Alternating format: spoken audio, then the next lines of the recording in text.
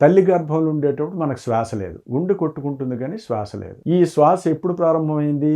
మొట్టమొదటి తల్లి గర్భంలోంచి భూపతనం అయ్యేటప్పుడు అది ప్రారంభమైంది. ఈ ప్రారంభమైంది ఎలా ప్రారంభమైంది అనేది మళ్ళీ ప్రశ్న. లోకమంతా కూడా అనుకునేది ఏంటంటే మొట్టమొదటి శ్వాస తీసుకుంటామని అంటాం. ఇది మొట్టమొదటి తీసుకుంటామా విడిచిపెడతామా అనేది ఇప్పుడు తేల్చాల్సి ఉంది. మనం తల్లి గర్భంలో ఉండేటప్పుడు మనకి ఈ ఊపిరితిత్తులంతా నిండి ఉంటాయి ద్రవంతో. ఆ ద్రవం పేరు ఏంటంటే స్ఫింగోమైలిన్ ఫ్లూయిడ్ అంటారు మా వైద్య శాస్త్రంలో. ఈ ద్రవము గాలి అరలు, ఊపిరితిత్తుల్లో గాలి అరలలో నిండి ఉంటుంది. అది ఖాళీ కానిదే మనం బయట నుంచి గాలిని లోపలికి తీసుకోవడం అసంభవము.